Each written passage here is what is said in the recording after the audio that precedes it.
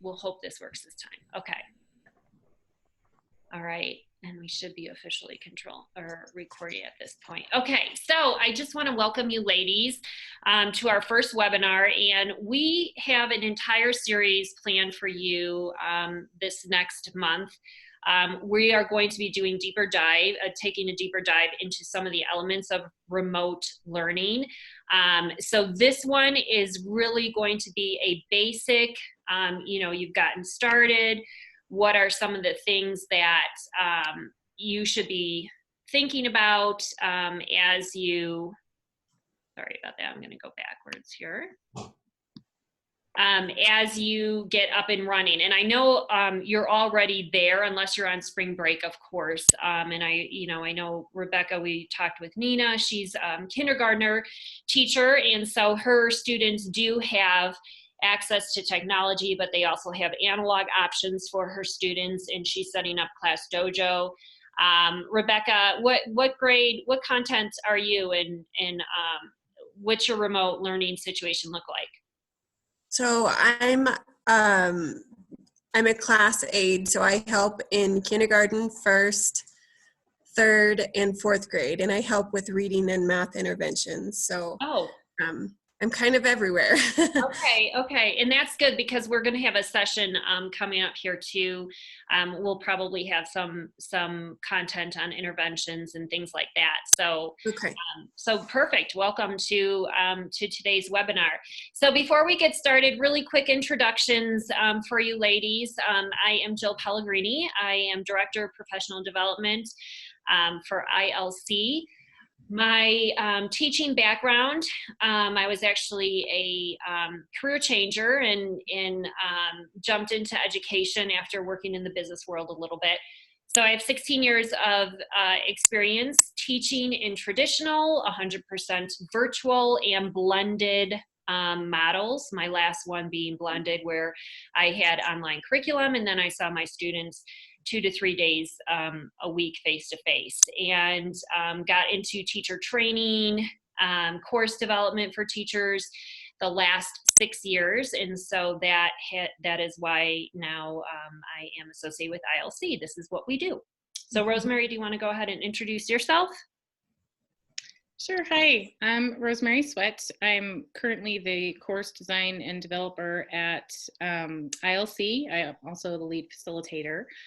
Prior to that, I've actually been started in brick and mortar. I was actually an aide for special ed.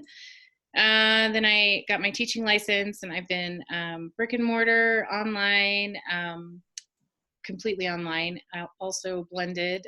Jill and I actually taught together when we met our students a couple times a week. So that's been it's been about 20 some years that I was in the education field, and then decided to kind of go this route with iLearn Collaborative so that I could be working from home and taking care of my family and helping out with with what I like to do. So I don't really like to talk about myself, so I should have just Jill introduce me. Actually, Rosemary and I actually have known each other for 12 years. Yeah. So we taught together at Colorado Virtual Academy. That's where we met, and we were on the middle school team for Colorado Virtual Academy. And then we both ended up at in D49 school district. We were at formerly known as Falcon Virtual Academy, now Spring Studio for Academic Excellence, and that was our blended school. So we were able to teach as humanities teachers and do tons of PBLs and things like that. So yeah, so we have a long past together. So anyhow, all right.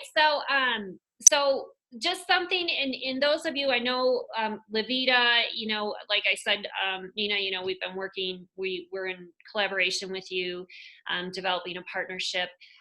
If you don't know anything about ILC, we are actually a state-supported nonprofit educational organization. We provide consulting services. We provide professional development for teachers. And we also have what's known as a digital content warehouse, which houses over 70 student courses, digitized student courses under Open Education Resources, or OER, that are available to districts and teachers.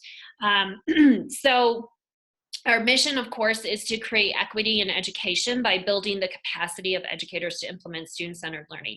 So in a nutshell, what we do is we really focus on technology integration, but purposeful technology integration and strategies that build equity, culturally responsive strategies, teaching strategies, and so forth, to ensure that all students' needs are being met. And of course, you know, we look at the educational trends of gamification, project-based learning, authentic assessment, inquiry-based learning, and so forth. So those are some of the things that we put into our professional development and consulting services.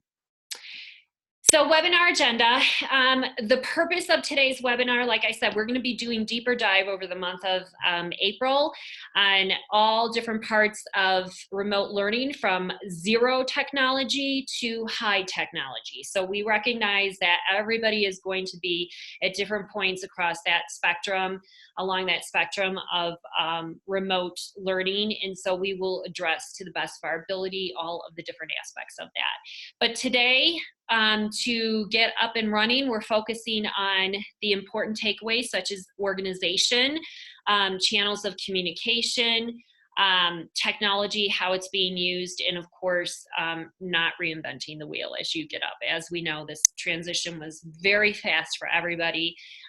So these are some of the hot buttons that we want to cover today. We'll also share some best practices, a few things in that realm, and then we'll have a Q&A session, and then we have some webinar resources for you to take away from this session, and we'll have that every week when we hold our different webinars. We will have the chat box open during this entire webinar, so Rosemary actually will be monitoring that chat box. So if you have any questions, and Rosemary, feel free to interject if you want to stop the webinar and address some of the questions, because they're really good group questions that everybody could benefit. So sure will. Yeah. Okay. So first thing we're starting with is getting organized. Now I know, Nina, you're working on, Class Dojo, getting that set up. And Rebecca, I know, is your supportive role. There are some things that you will be able to help with and assist with as you are also working with students. So one of the first things is a lot of teachers who are used to traditional classroom and then they switch over to 100% virtual. It's really setting a schedule for yourself. And I know, Rosemary knows from experience, when we went from the traditional classroom to the virtual, it was very, very different. And having control over a schedule when you are going to be talking with your students or meeting with your students online, if it's applicable, of course, when you're going to grade assessments, when you're providing feedback, and then when you're answering email and phone communication. One of the pitfalls I know when teachers get started in a virtual environment, such as this, is that they won't schedule their time appropriately, and they're kind of doing one thing, then they'll start answering some emails, then they'll get a phone call, then they'll get back to grading, and by the end of the day, you're exhausted. So the best tip we could give you is to really set a schedule for yourself, and that includes taking care of yourselves, especially during this time, setting some time for you to take a walk outside. If you have a pet, walk your pet, exercise, rest as much as you can, and things like that, because it could be very hectic, jumping in and getting started with this environment. Student schedules for online. Obviously, we recommend posting a schedule every single week if you're doing it online, so that parents and students know what they're doing. Remote, and if you have packets going out, I know, Nina, like you said, that some are going to be some analog options. If you are doing any packets, Rebecca, I don't know in the realm that you're working with if packets are going out to students, but we recommend attaching depending on how often they're getting to students, if it's a month, if it's a week, bi-weekly, attaching a schedule for each week to those packets so that the students and the parents know what needs to be completed. One thing we really, really like doing with calendars that we did in both our virtual and our blended environments is using check boxes.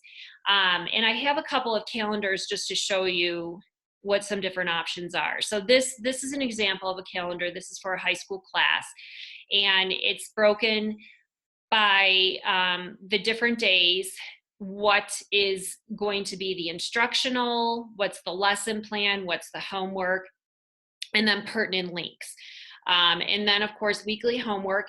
And in this case, Google Classroom codes. And if you had a link that you are going to be using, if you're doing Zoom conferences with any of your students or your parents, I would include your Zoom link or your, Google Hangout, Meet, Microsoft Meet, whatever that case may be. But this is one example of a calendar. And then here's another example. And this one is the one thing I like about this calendar. It kind of has troubleshooting. Hey, if you have any issues, here are the things that you should do to check, to try to troubleshoot some of those things before, reaching out to the instructor, if it's something very simple, and it just depends on your students, grade level, your parent support and so forth. So that would be customized based on your, and based on the instructional needs of your students. And then here you can see, what you're watching, what are you reading, what are you completing each day of the week. Links are included in this one. And of course, this is an example of virtual. Here's a virtual class topic. So students know if you have a structured time when you're teaching and you're going to be online with your students, you can include those topics in their schedule. So they know, hey, we're going to cover, a particular thing in math, equations or whatever the case may be. And so the students will know what topics being covered and if that is pertinent for them to be in that session for that instruction. And this one's broken down by units, of course. And then here are check boxes at the end so that students could check the things. Did they do all of those particular items for the week? And use those check boxes to check those off. I know one thing that our parents loved when we were at COVA, Colorado Virtual Academy, they loved the schedules where they had boxes and they could check those boxes with their students. So anything that that you think would make it easy for students and parents to follow, that's the goal with that. And then lastly, online remote, obviously you want to provide explicit instructions. So if it's a packet, provide really, really explicit instructions. What is the purpose? How are you following the calendar? How are you breaking down that packet and so forth? And of course, if it's online, how are you going to navigate through your course if it's in an LMS or a Google Classroom or digital platform?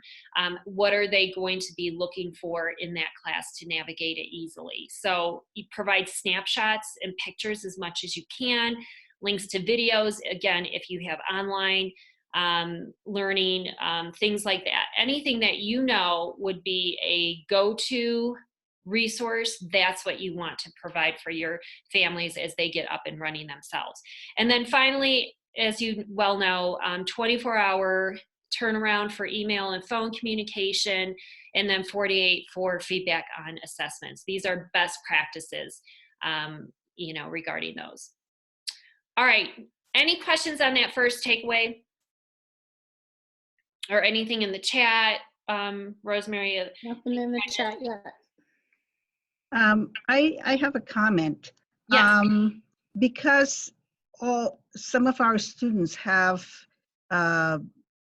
siblings, we are staggering our time on the internet.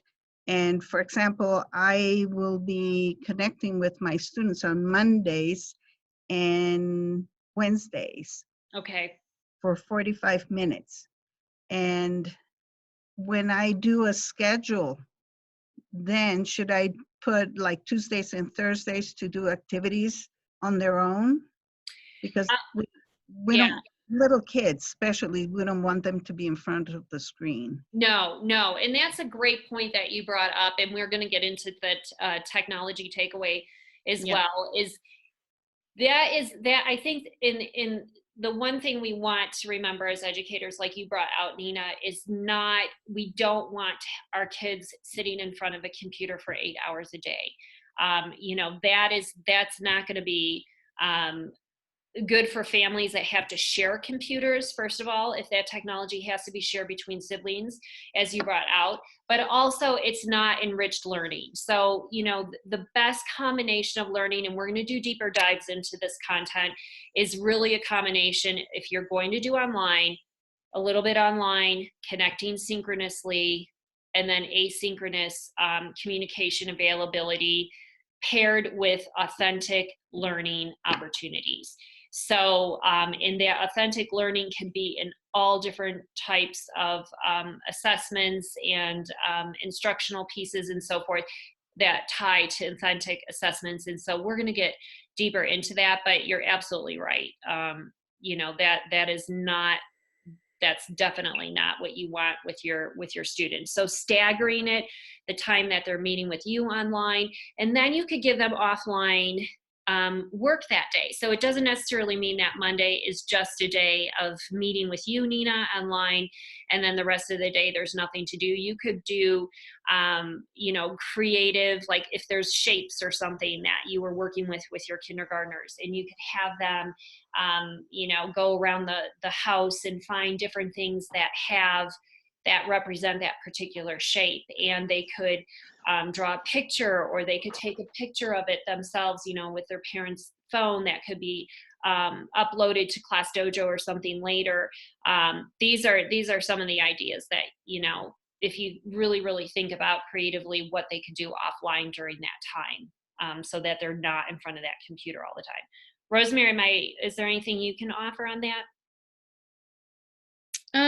Only that we have some good tools coming up later that we can talk about for scheduling some of those activities on the other days. Yes. Yeah. And yeah. So does that kind of address it, Nina, without, you know, doing a really deep dive into that content?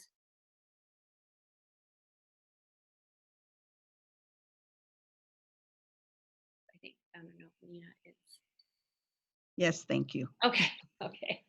Yeah, so always think online, offline in your situation. Okay, so that's really your goal with that learning, and things, getting creative, things around the house, you know, different activities, and we'll have some split up with elementary through high school when we cover some of these topics in additional webinars. So great point though. Thank you for bringing that up. So again, different ways to communicate.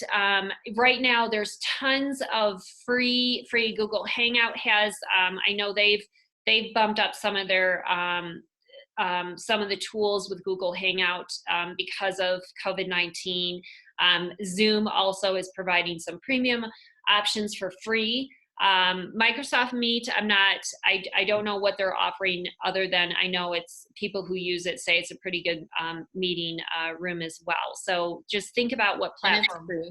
Yes, and so you just want to think about a platform that works for everybody, and having your camera on. So if you're able to, I know a lot of people that have really bad low bandwidth. I know it's difficult, but even if you could put your camera on for a second, let you know your parents and your kids see you, to connect with you visually, and then just let them know if you're shutting your camera off, why you're shutting your camera off, you know, and also extend it to them if they have low bandwidth. You know, it's perfectly fine for them to have that option as well. And then having those on the schedule, the times that you're going to meet, or be sure to communicate via email when you intend to have those sessions. Utilizing group communication, posting announcements if you have an LMS or Class Dojo, in your case, Google Classroom, whatever that may be. Group communication, posting announcements. You could set your LMS pages so that updates pages or announcements pop up the first thing when people log into their LMSs. So utilizing those functions if they're available to you and your families. And then lastly, with that, think of multimedia resources. There's so many things right now that are just, they're inspirational, they're humorous, things you could share, personal things, funny videos, anything to keep your kids connected and engaged and inspired. And sharing their favorite songs and things like that. So we're going to share some of our ideas in our later webinars that we have scheduled, but you just want to think of engagement. Engagement doesn't have to stop just because you're not in the classroom physically face-to-face anymore. So we really want to emphasize that. And then for remote, if your parents and students have phones, set a schedule of making check-in calls. So whatever that may look like, once a week, depending if you're an elementary teacher versus a high school teacher, obviously your class load is going to vary. So obviously create a schedule that works best for you. But if that is the only way to touch base with your students and your families, we highly recommend picking up that phone and making those personal phone calls and asking, how are you doing? What support do you need? What's working? What's not working? Just letting them know that you're really connected to them. And then obviously building online relationships is really, really that key to student engagement, which we already talked about. So technology, if you are using technology right now for remote learning, you really want to think of not making your digital classroom, especially if students are new to jumping into a digital classroom or an LMS or whatever the platform may be, keeping it very, very simple. Don't overload them with too many digital tools, too many links to different resources. Be very, very intentional about what that organization looks like, and we'll cover that as well in one of our webinars. And be sure to ask yourself some pertinent questions. If you have a discussion board, does it serve today's lesson? Like, what is the purpose of having that discussion board? Always keeping learning targets in the forefront of everything you do. You're always thinking about those as you plan your week's work for your students. What are the objectives? And is the digital tool I'm using, is it the shiny new thing because I thought it was really cool, I found it online, or does it truly serve a purpose?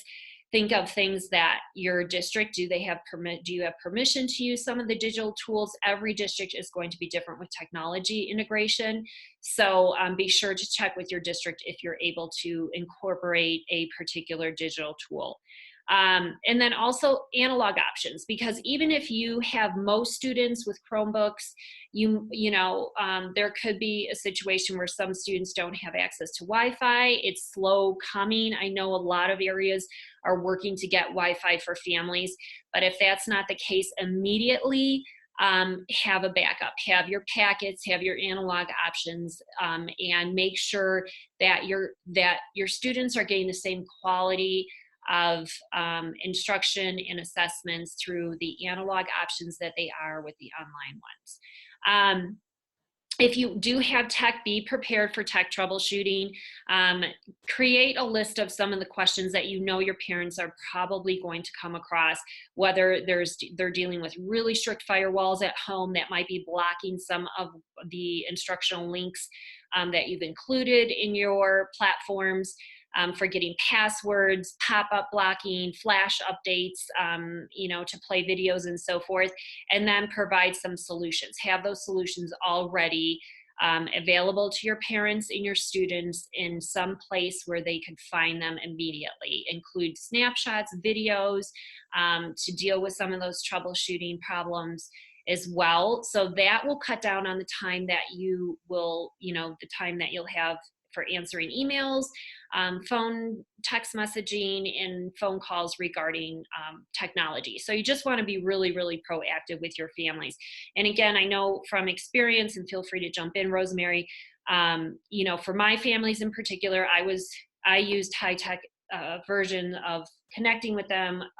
Rosemary and I both, we built websites for our individual courses, and we put all of our videos, our how-to videos and our troubleshooting videos on our websites, and both our parents and our students knew when they got stuck with something, they went straight to our website and they found the resource that they needed. And then lastly, if you're using technology, and Nina, this goes back to your point, is it doesn't replace you. It's really the connection that you have with your students, and that's the most important thing, is keeping that relational capacity even in this virtual world. Last takeaway is don't reinvent the wheel. So this is kind of an obvious, and we've included some links in our resources too, but the obvious maybe don't reinvent the wheel. Don't kill yourself trying to be, super innovative and inventive with finding all of these resources, which I know we're all getting in our email boxes. Be very, very conscious of what your learning targets are and selecting resources that may already exist, which is going to cut down on your time as well. And if you have things like that you've already created, worksheets and so forth, to include in those packets, go back and pull those out. So, you could also, there's tons of things that you can print off from the internet to add if you can't find something that meets a particular learning target. But also keep in mind, if you're sharing anything through internet, you don't want your parents to have to print things off because they may not have access to a printer. So keep that in mind as well. And then lastly, just a reminder to be, this is the time to connect with your families and say, this is brand new to all of us, going from seeing your kids face to face every single day to this remote learning environment. And that's where the sincerity comes out, that we're in this together, so it's going to be a learning curve. It's going to be adjustments, and you just have to continually remind them that you're there for that support. And then this, of course, is what we're trying to avoid. I don't know if you guys have seen this or not. This is a boy who was required to journal for his homeschooling, and this is what he journaled. So I like how it ends, and I'm telling you, it is not going good. So obviously, this is what we want to avoid. So keep this in mind as you get up and running and you're connecting with your families and your students. So really quick, and I know our time is going to be short here. So upcoming webinar topics, these are some of the topics that we are including, and we will be doing them every Monday and Wednesday at noon. And if you don't see a topic that you would like covered, please feel free to put it in the chat box. So any questions that you have right now? How do we get the recording of this webinar? So I am going to go ahead and I will upload the recording to our ILC YouTube channel, and we will be posting those the links to the recordings on our website. Good question. I just have a comment if there aren't any more. Yeah, and then Rosemary, do you want to go ahead and I'll pull up the resource? Yeah, we can pull up the resources. Also, we did want to let you guys know that there will be a remote learning resource guide that will be officially released this week from iLearn Collaborative. So Judy wanted me to share that with everyone, and just if anyone wants access to that before it's released, they can email Judy directly, and her email address is in the chat. Thank you. If anybody is interested in that. Thank you. Yeah, and we do have, it's a really great resource. It's very, it covers a lot of information on our remote learning guide. So very comprehensive. Yeah, so if you would like a copy of that before it's released, you can grab Judy's email address out of the chat box if you know how to do that. You can I'll click also the add chat Judy at the bottom of your screen. Yeah. And I can also add Judy to the webinar series resources too. Yeah. Oh yeah, okay. Yes. What Jill is showing right now is just some resources that we found.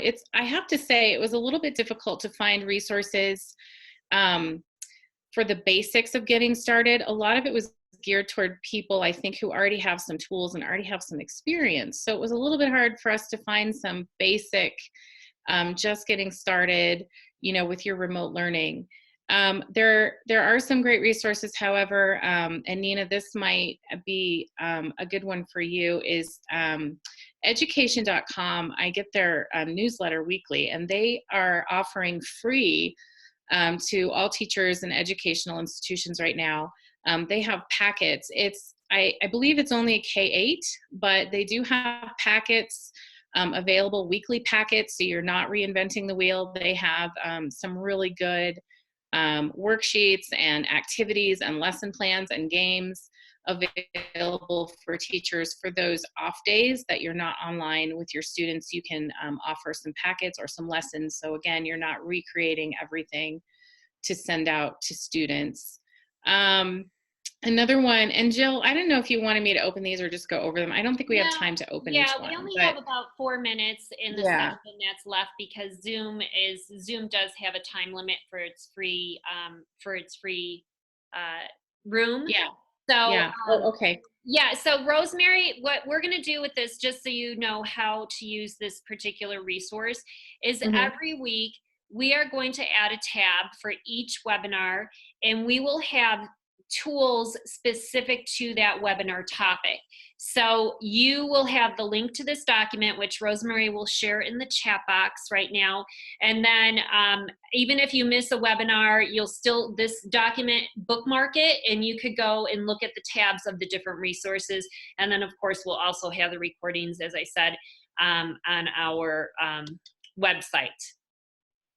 Yeah, and just to be clear, on this one, this is not to be released yet, guys. The one that they email me with, I have a different version of it. And and just so everyone knows why, CDE is going to officially launch a remote learning toolkit for every district in the state of Colorado. So every superintendent will get one.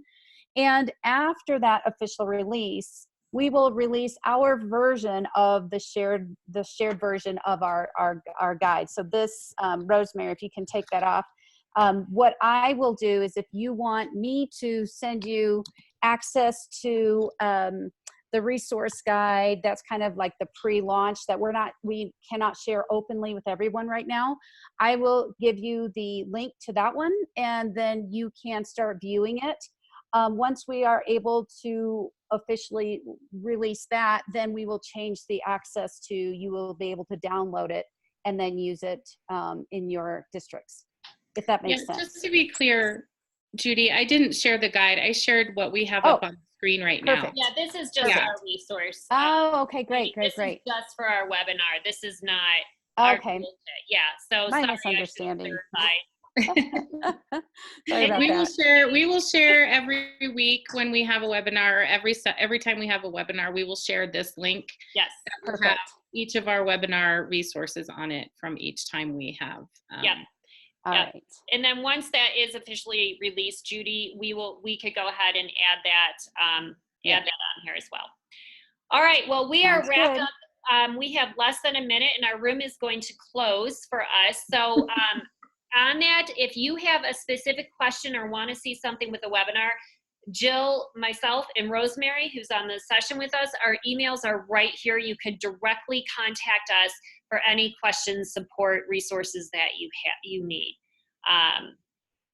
So that is it. And just give a thumbs up if you can see the chat box, if you know how to get into the chat box and you can see those links.